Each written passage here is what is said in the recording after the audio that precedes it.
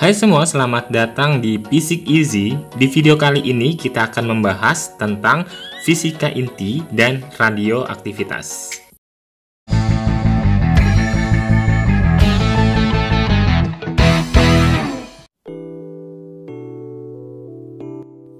Fisika inti merupakan cabang ilmu fisika yang membahas tentang partikel-partikel pembentuk inti atom. Suatu atom memiliki 3 jenis partikel di dalamnya, yaitu muatan negatif elektron, muatan positif proton, dan muatan netral disebut juga neutron. Suatu inti atom pada dasarnya tersusun atas proton dan neutron. Proton yaitu partikel bermuatan positif dengan massa 1 satuan massa atom. Sementara neutron yaitu partikel tak bermuatan atau netral dengan massa 1 satuan massa atom. Jadi, massa suatu atom terkonsentrasi pada inti atom. Jika tadi sudah disampaikan, dalam struktur atom, proton dan neutron berada pada inti atom. Nah, sementara elektron ini berada pada lingkar luar. Massa proton adalah 1,6726 kali 10 pangkat minus 27 kg.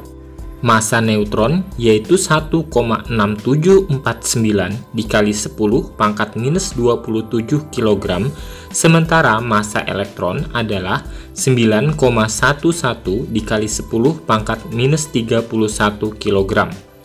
Jadi, proton dan neutron ini lebih berat daripada massa elektron, sehingga proton dan neutron terpusat pada inti atom. Untuk penulisan lambang atom X, kita memiliki lambang X, kemudian Z di bawah, dan A di atas. A di sini disebut juga nukleon, yaitu massa atom. Massa atom ini sama dengan jumlah proton ditambah neutron. Sementara Z adalah nomor atom, sama dengan jumlah proton. X di sini adalah lambang suatu unsur. Suatu inti atom yang memiliki jumlah proton sama tetapi memiliki massa berbeda disebut isotop. Contohnya, oksigen 16O, 17O, dan 18O. Jika inti atom memiliki jumlah neutron yang sama disebut isoton. Contohnya, hidrogen 31 dan helium 42 memiliki neutron sama yaitu 2. Sementara kalium 3919 dan kalsium 4020 nilai neutronnya sama yaitu 20. Untuk inti atom dengan nomor massa yang sama disebut isobar. Contohnya hidrogen 31 dan helium 32 atau kalsium 14,6 dan neutron 14,7.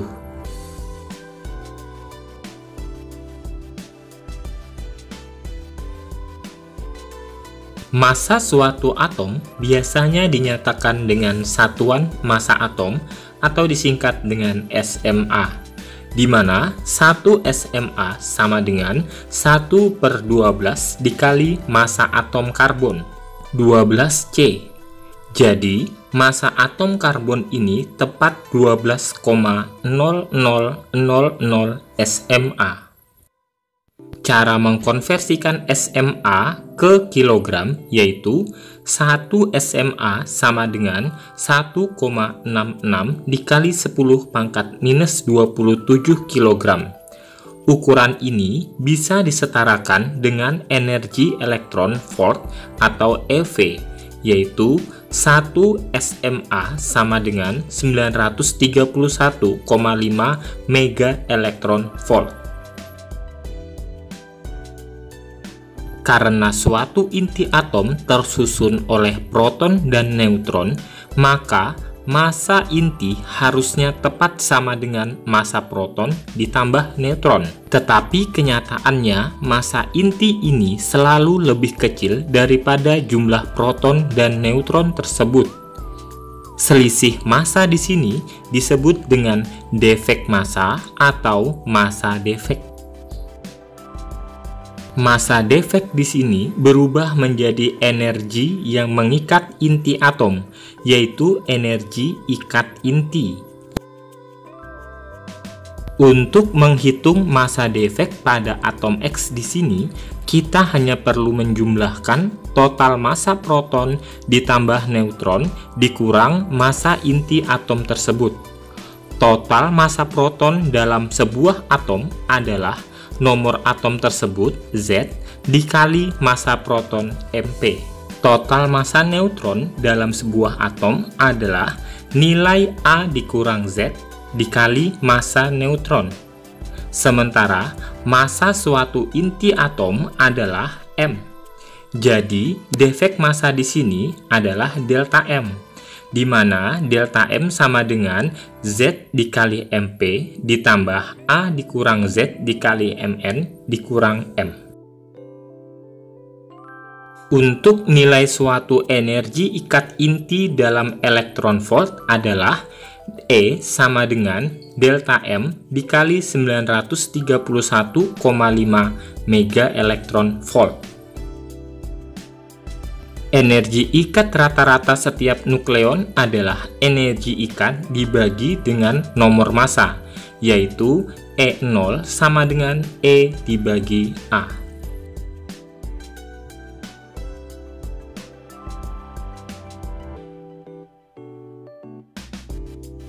Unsur-unsur yang memiliki proton Z lebih dari 83 adalah inti atom yang tidak stabil.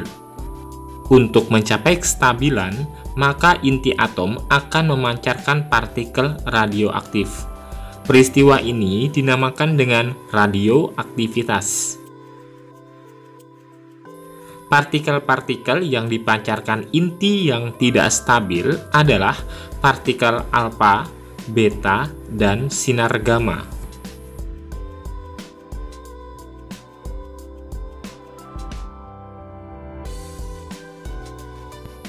Partikel alfa adalah inti helium yang dipancarkan suatu inti yang tidak stabil.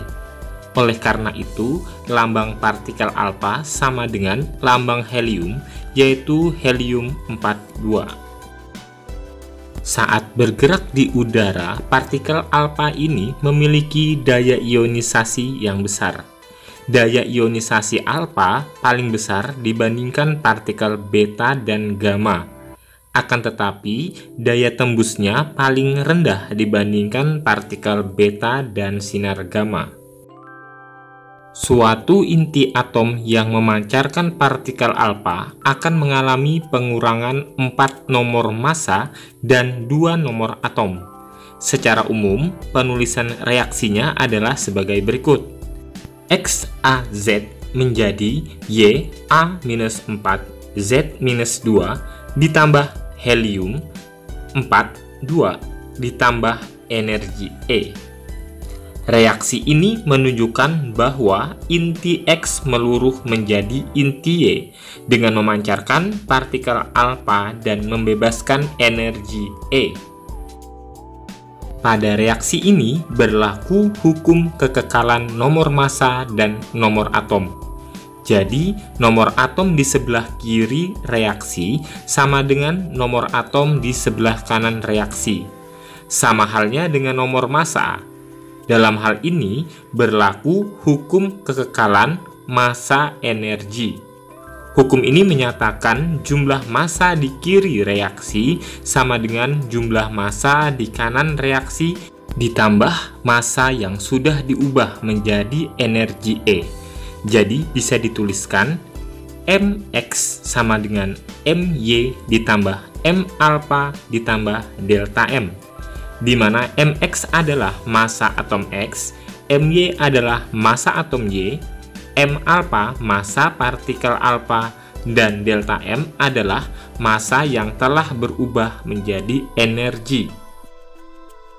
Jadi, massa yang sudah berubah menjadi energi adalah delta M sama dengan mx dikurang dalam kurung my ditambah m alpha. Sementara untuk energi yang dibebaskan adalah E sama dengan delta M dikali 931,5 mega elektron volt.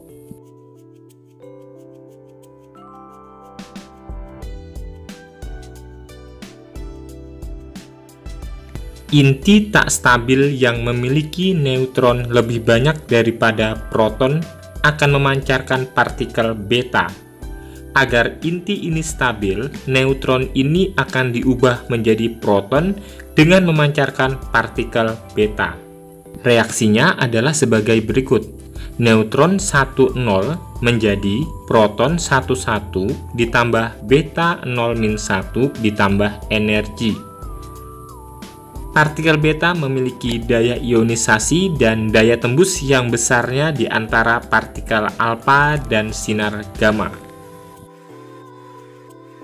Suatu atom yang memancarkan partikel beta akan mengalami penambahan nomor atom sebesar 1, tetapi masanya tetap.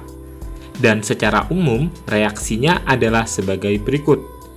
XAZ menjadi YAZ plus 1 ditambah beta 0-1 ditambah E.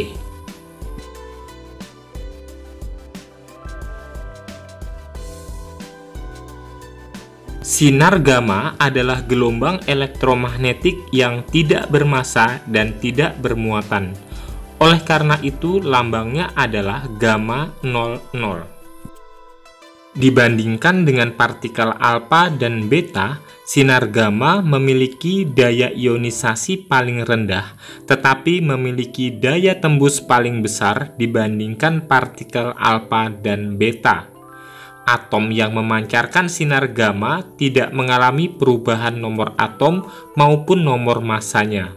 Dan secara umum, reaksinya adalah XAZ menjadi YAZ ditambah gamma 00 ditambah E. Waktu paruh adalah waktu yang dibutuhkan zat untuk meluruh menjadi setengahnya. Nilai waktu paruh dapat ditentukan dengan persamaan T setengah sama dengan 0,693 dibagi lambda, di mana T setengah adalah waktu paruh dalam satuan sekon, lambda adalah konstanta laju peluruhan. Untuk menentukan massa atau jumlah zat sisa peluruhan dapat diketahui dengan menggunakan persamaan N sama dengan dalam kurung setengah pangkat T per T dikali N0, di mana T adalah waktu paruh dan N0 adalah jumlah zat mula-mula. N adalah massa atau jumlah zat sisa peluruhan.